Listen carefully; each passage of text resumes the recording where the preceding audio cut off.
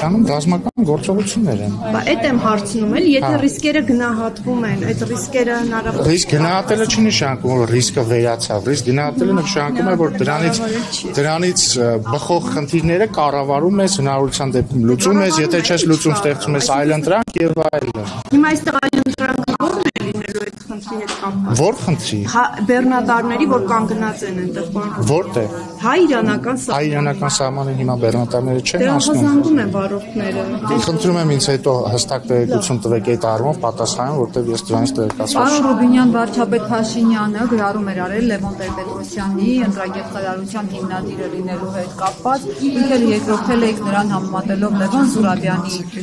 հետ։ Պարոն Ռուբինյան, ձեր հայրը Լևոն Տեր-Պետրոսյանի օրոք 95-98 թվականներին եղել է ազգային ժողովի փոխնախագահ։ Արդյոք այդ ընտրագեղձարարության իշխանության մաս չի կազմել ձեր հայրը, ու դուք համաձայն եք այդ գնահատականների հետ ընտրագեղձարար լինելու հետ կապված։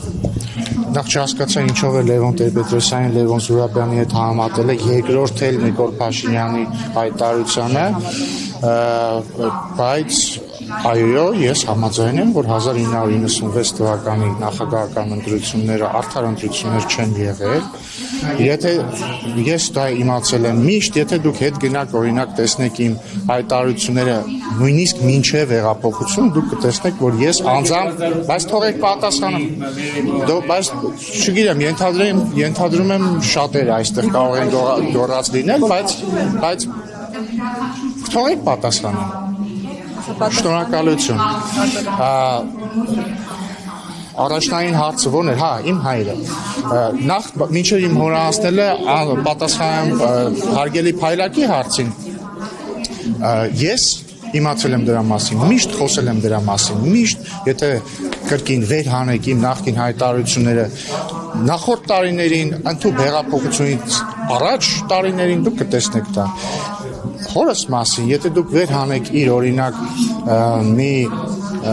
հոդված կամ հարցազրույց 2011 կամ 2012 թվականին արված կրկին կտեսնեք, որ ինքը իր վերաբերմունքը արտահայտել է 1996 թվականի ընտրությունների վերաբերյալ։ Այսինքն իշխանության մասը եղել է ընտրագեղձարար, ձայն։ Դե խնդրում եմ այդ հոդվածի անվանումը, եթե չեմ սխալվում, մեղավորը մենք ենք։ Խնդրում եմ գտեք եւ կարդացեք։ Այս post factum է, այսինքն արձանագրել, որ ընտրագեղձարար իշխանության մաս է կազմել պարոն Ռուբինյանը։ Ես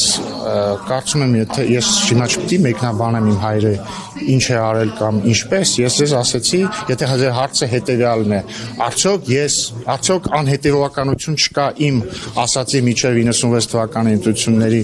մասին այն բերմամբ, որ իմ հայրը եղել է այդ իշխանության մեջ, ես ձեզ ասում եմ, որ չկա անհետևականություն, որովհետև իմ հայրը ինքը 2011 կամ 2, բայց դե թողեք ավարտենք էլի, թողեք, շատ լավ, հեսա կպատասխան, ես էլ եմ 2008-ին Լևոն Տեր-Պետրոսյանին աջակցել եւ Նիկոլ Ընտրագեղձարարի կողքն եք կանգնել։ Ես էլ եմ 2000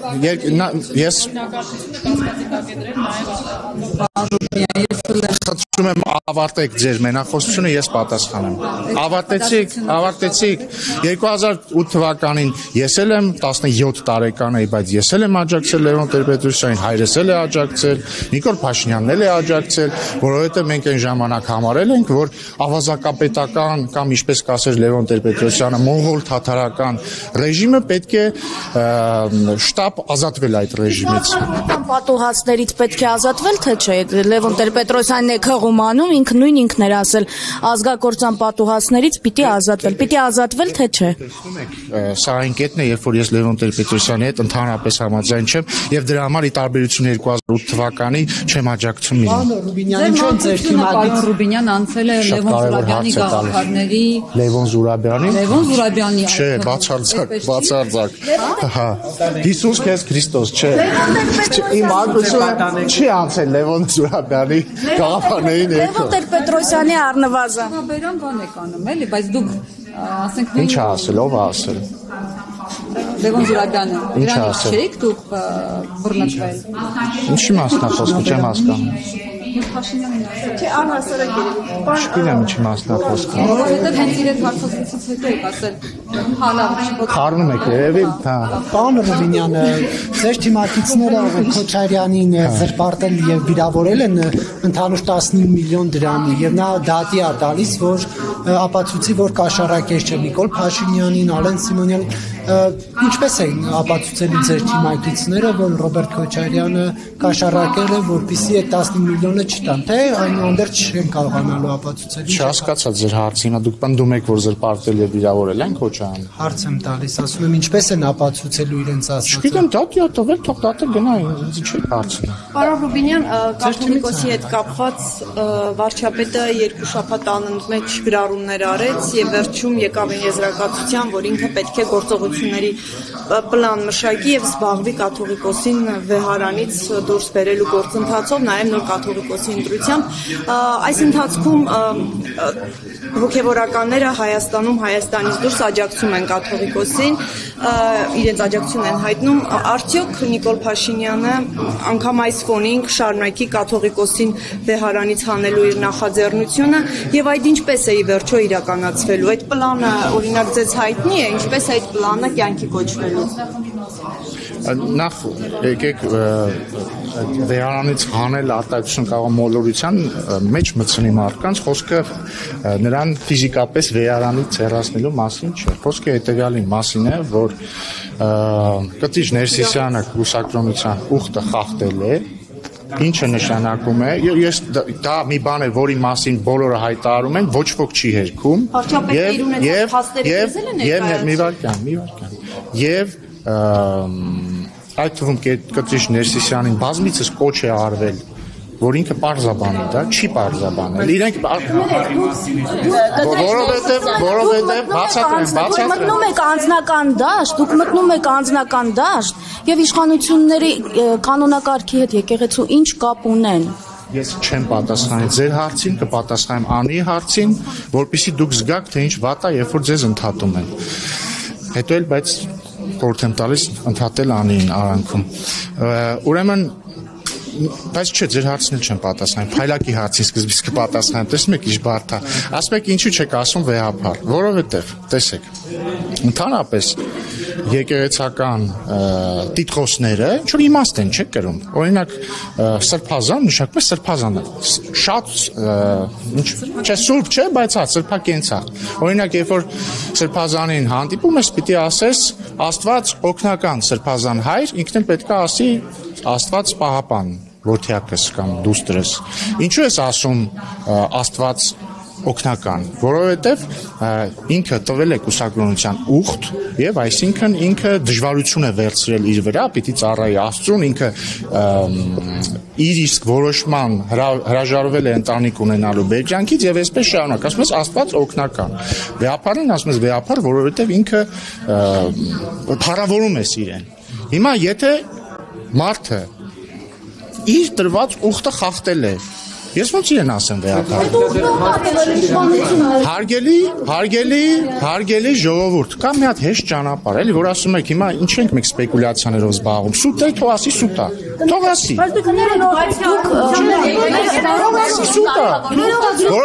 Որովհետև այն կետից սկսած, երբ որ հարցը բարձրացվեց եւ չհերկվեց, դա դարձավ ճշմարտություն։ Շատ բարձր։ Անձնական տվյալներ եք հավաքագրում, այսինքն մարդու մասին անձնական տվյալներ եք հավաքագրում, պարզ շանտաժ եք անում։ Ինչով ենք շանտաժը։ Ասում եք վեհարանը թող ազատի, հանձնախումբ ձևավորենք եւ այլն, ստացվում է շանտաժ եք անում։ Այն է, երբ որ դու մեկին ասում ես արա սա կամ մի արա սա, թե չէ ես կանեմ սա կամ չեմ անի սա։ Նման դեպքի մենք գործ ունենք, իհարկե ոչ։ Անձնական տվյալների մասին։ Տեսեք, օրինակ հիմա եթե դուք ինձ հարցնեք, դուք քանի տարեկան եք, ես ասեմ 35։ Դուք ինչ չեք ասի, բայց մի վարքյան, ինչի՞ ես դու 35 եւ 30 եւ ոչ 34։ Որտեղ դա ուղղակի իմ անձնական տվյալն է։ Ես 35 տարեկան եմ։ Բայց օրինակ եթե դուք ինձ հարցնեիք 10 տարի առաջ, 11, դու քանի տարեկան ես, ու եթե ես պատգամավոր լինեի, ու ես ասեի 24, ձեր լեգիտիմ իրավունքը կլիներ ինձ ասել, բայց մի վարքյան, ո՞նց ես դու 24 տարեկան եւ պատգամավոր, եթե ըստ մեր օրենքի դու պետք է լինես 25 տարեկան, որովհետեւ ըստ մեր չեմ մանիպուլացնում, որովհետեւ ըստ մեր սահմանադրության կամ օրենքների падգամավորը պիտի լինի առնվազն 25 տարեկան, մի վայրկյան։ Ըստ եկեղեցական կանոնի կաթողիկոսը, եպիսկոպոսը, արքեպիսկոպոսը ցանկացած ոչ կուսակրոն եկեղեցական պիտի լինի կուսակրոն։ Եվ եթե մի վարքյան իշխանության հարցը չի, դուք հիմա հարց եք տալիս Ռուբեն Ռուբինյանին, ասում եք ինչու եք ասում Կտրիշ Ներսիսյան։ Ես ձեզ բացատրում եմ ինչու եմ ասում։ Վարչապետը տերոր է անում։ Մի վարքյան։ Վարչապետը տերոր է անում, ոնց է դա արտահայտվում։ Տեսեք, ոչ միայն վեհապարի դեմ, այլև եկեղեցու։ Իր տիկնոջ հետ է տերոր անում, Աննա Հակոբյանի հետ է տերոր։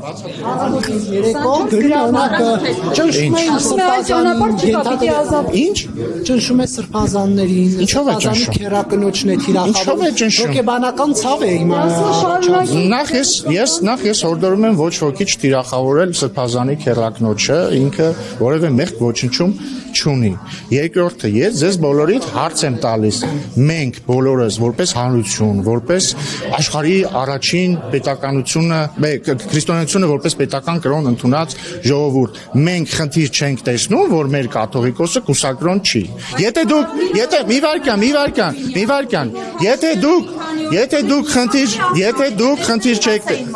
Եթե դուք խնդիր չեք տեսնում, անկեղծ եղեք, ազնիվ եղեք ու ինձ ասեք, պարոն Ռուբինյան, հա ինչ անենք,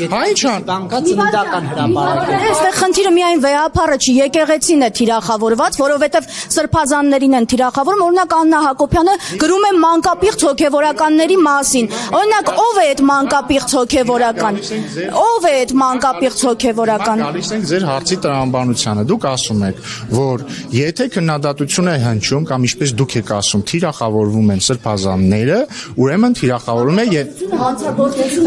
ուրեմն թիրախավորվում է եկեղեցին։ Հիմա հարց, եթե ինչ-որ մեկը թիրախավորում է ինձ կամ Նիկոլ Փաշինյանին կամ ցանկացած այլ քաղաքացիական պայմանագիր կուսակցության անդամ падգամավորի կամ կառավարության անդամի, արդյոք դա նշանակում է որ թիրախավորվում է պետությունը։ Իհարկե ոչ, չի նշանակում։ Ոչ մի հոգևորականներն են վարկաբերում, կոնկրետ մանկապիղծի անուն ասեք, կոնկրետ քերակնոջ անուն ասեք։ Եթե դուք ասում եք, որ քննադատությունը առհոգևորական նշանակում է վարկաբեկել եկեղեցին, նույն տրամաբանությամբ կարելի ասել, որ падգամավորին վարկաբեկելը, падգամավորին քննադատելը նշանակում է վարկաբեկել ազգային ժողովը եւ Հայաստանի պետական ինստիտուտները։ Օդից կախված հանցագործությունների մեղադրանքներ են հնչում։ Եթե նկատեցիք, ընդհանրապես մի բանի մասին նշեցի։ Ես նշեցի, որ Կտրիշ Ներսիսյանը կուսակրոն չէ եւ դա ստեղծում է անհամատեղելիություն իր կաթողիկոս լինելու հետ։ Պարոն Ռուբինյան, դուք որպես քրիստոնյա որ գիտեք, Այո։ Այդ ժամանակ այդ հարցերը չկար եւ այդ հարցերը առաջացավ երբ որ Այդ ժամանակ այդ հարցերը մի վարքյան էլի, ախր լավ էլի,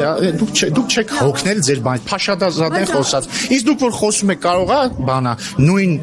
օտարեր մի վարքյան, իսկ զուգադիպությունա որ համ դուք եք նման հարց տալիս, փորձում եք կապել տեղի ունեցողը Ադրբեջանից եկող հրահանգների հետ, համ դրա մասին խոսում է Բագրատ arczepiskopos Գալստայանը, որը օրերս, ոչ թե օրերս, այլ մի շաբաթ առաջ մոտավորապես հրապարակավ հայտնել է, որ իր հետ կապվել են օտարերկրյա թողեք ավարտեմ։ Իր հետ կապվել են օտարերկրյա ուժային կենտրոնների ներկայացուցիչներ, որոնք իրեն ասել են, որ եթե դուք չհեռացնեք Նիկոլ Փաշինյանին, Հայաստանում Սոդոր Գոմոր է տիրելու։ Հիմա մի վարքյան, ձեր ու ինքն էլ ասում, որ բանա Փաշազադեի ասածից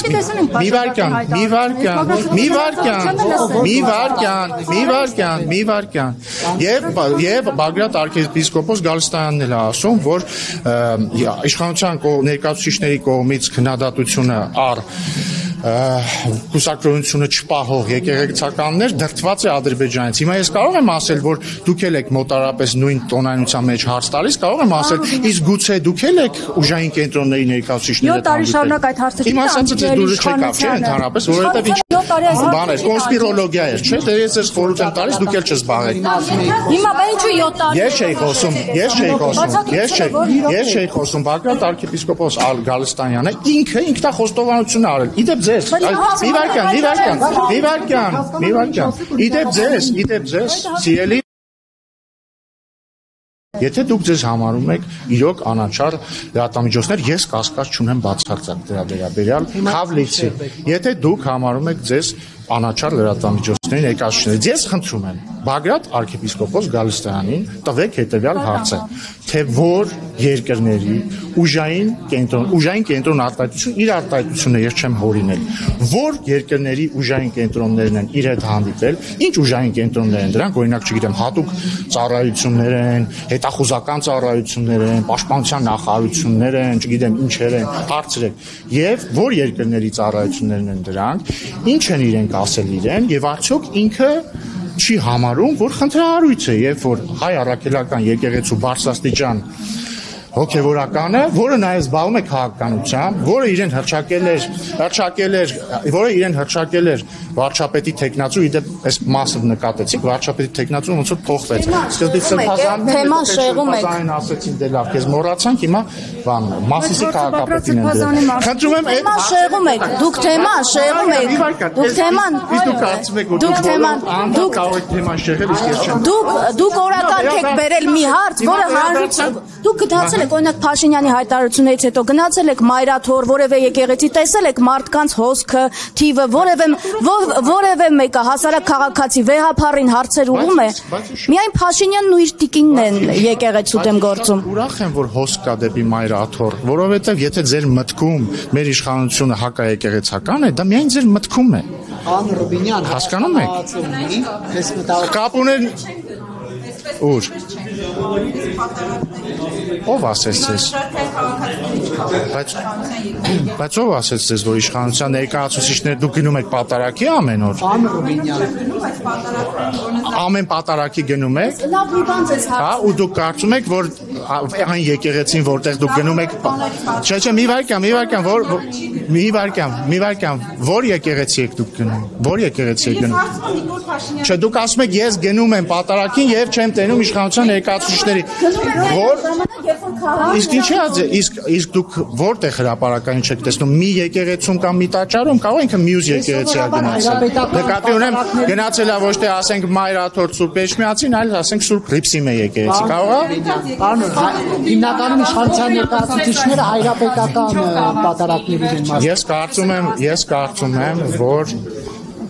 ես հետևում եմ եկեղեցական կանոնի։ Եկեղեցական կանոնը ասում է, որ Հայաստանի հայ առաքելական եկեղեցու գլուխը վեհապար հայրապետը պիտի լինի կուսակրոն։ Դա ես չեմ ասում, դա ասում է եկեղեցական կանոնն է եւ հետեւաբար ես կարծում եմ, որ ճիշտ կլինի, որ եկեղեցու գործունեությունը համապատասխանի այդ կանոնին։ Փաշինյանը ուղիղ ձևակերպել է, որ մենք ունենանք վեհապար հայրապետ, որը չի խախտել կուսակրոնության ուխտը։ Իսկ թվում է նորմալ Փաշինյանը ուղիղ ասում է անառակ է։ Փաշինյանը ուղիղ ասում, ներեցեք, Փաշինյանը ուղիղ ասում է, որ վեհապարը անառակ է։ Կիսում եք իր այս դիրքորոշումը։ Ես ասեցի իմ դիրքորոշումը որն է։ Իմ դիրքորոշումը հետեւյալը։ Առացի կիսում եք այս դիրքորոշումը։ Դիրքորոշումը հետեւյալն է, որ սրբակրոնության ուխտ տված անձը պիտի հետևի իր ուխտին, եւ եթե չի հետևում, ինքը չպիտի զբաղեցնի եկեղեցական դիրք, որի համար պայման է պարտադիր, որ ինքը պիտի լինի կուսակրոն։ Որտեղ են տեղավորվել, որ այդ հասկացել են հետևումա թե չէ դիրքին։ Թեմային ինչպես կարձագանքի։ Ասում եք, որ կհետևեք եկեղեցականների արձագանքին այս թեմային։ Սա նշանակում է, որ վարչապետը չի զբաղվելու այդ իր 10 հոգանոց համակարգող խմբով, հետո այսինքն ինքը կաթողիկոսին հանելու օրակարգը մնում է իր առաջնահերթությունը։ Ախր ժողովուրդ ջան, հասկանում եք, մեր եկեղեցու գլուխը, որը պիտի լինի կուսակրոն։ Կուսակրոն չի։ Ուրիշ բան եմ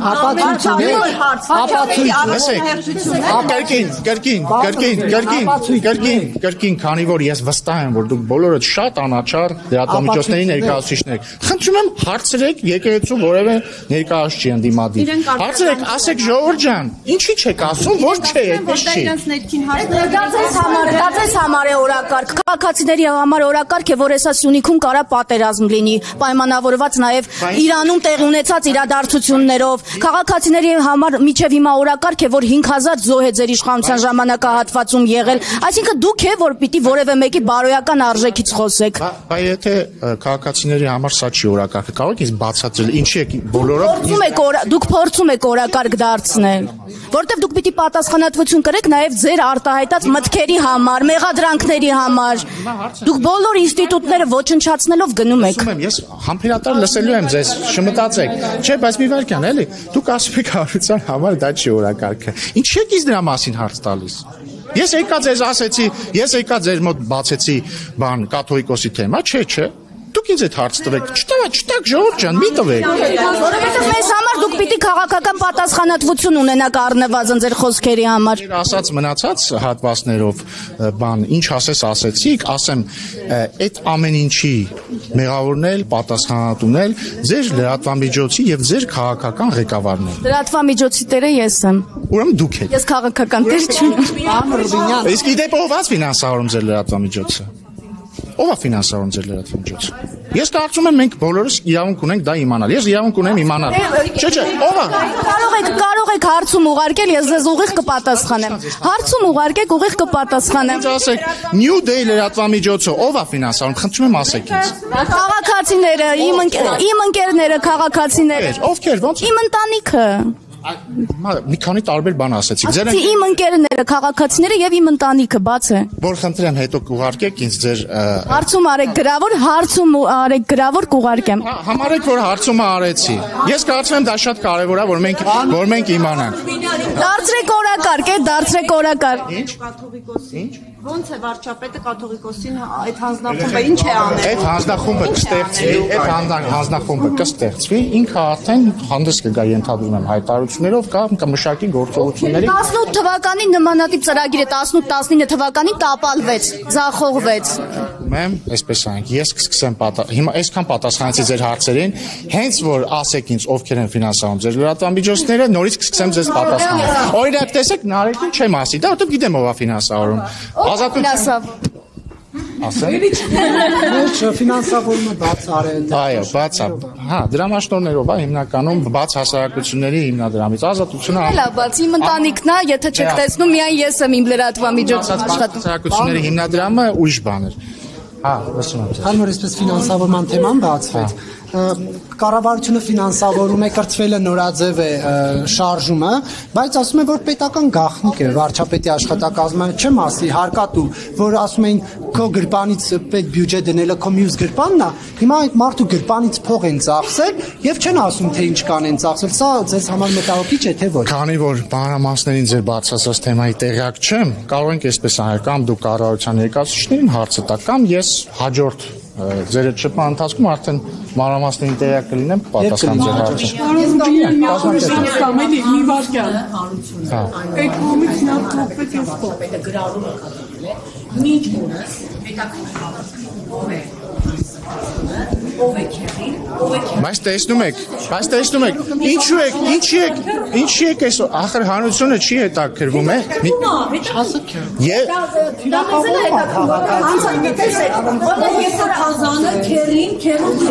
Ժողովուրդ ջան, լսեք, անկախ ծվղծի մասին Ես կարծում եմ, որ հանրությանը պիտի հետաքրի կամ նույնիսկ հետաքրքրում է ոչ թե ով է այս մեկը, կրկնում եմ քերակինը կամ մյուսը, որովհետեւ մեղք չունեն, հանգիստ թողեք այդ մարդկանց։ Հանրությանը հետաքրում է հետեւյալ հարցը։ Այս մարդիկ, որ ասում են ես սրբազան եմ, որ ասում են Աստված պահապան, որին պետք է ասել Աստված օգնական, իրենց ուխտը պահել են թե չէ։ Մի հատ իդեպ մի բան էլ ասեմ ձեզ էլի, քանի որ էլի կրկին անաչառ լրատվամիջոցներ, բաց եւ թափանցիկ, անի դեպքում դեռ կպարզենք թափանցիկ թե չէ, բայց այդ հնարավորությունը տրված է պարզելու։ Խնդրում եմ հարցնել այն բոլոր եկեղեցականներին, որոնք ասում են ընդդիմադիր եկեղեցականներին, որոնք ասում են կառավարությունը կամ իշխանությունը սամադրական կարգն է ուզում տապալել, կամ քաղաքական գործիչներ հարցրեք։ Երբ որ Միքայել arczepiskopos Աջապահյանը հրապարակավ ասում է, որ ինքը պատերազմի ժամանակ Ռոբերտ Քոչարյանին ասել է. «Պարոն Քոչարյան, մի երկու հատ դու քեզ հավատարիմ գեներալ չունես հիմա ռազմական հեղաշրջում անել։ Հետո էլ ասում է, ես հիմա էլ եմ կարծում, որ ռազմական հեղաշրջում է պետք անել։ Հարցրեք, արդյոք սա նշանակում է, որ հայ առաքելական եկեղեցու բարձրաստիճան եկեղեցականը սահմանադրական կարգի տապալման հրապարակային կոչ է արել, բացի դրանից, եթե պատասխանը հնչի, դե որ դա իր անձնական կարծիքն է, խնդրում եմ էլի եկեղեցական ղեկավարությանը հարցնել։ Մի վարքյան, դուք ձեր ֆինանսավորման աղբյուրները կասեք, հետո կասեք։ Ասում մի անգամ Հարցրեք, արդյոք եթե իրենք ասեն իր անձնական կարծիքն է, ինչու չեն դատապարտում այդ անձնական կարծիքը, որտեղ ես տեսել եմ բազմաթիվ դեպքեր, երբ որ օրինակ հայ առաքելական եկեղեցու այլ arczepiskoposներ կարծիք են հայտնել, վերջերս կարծեմ Վազգեն Սրբազաններ ինչ որ բաներ ասել,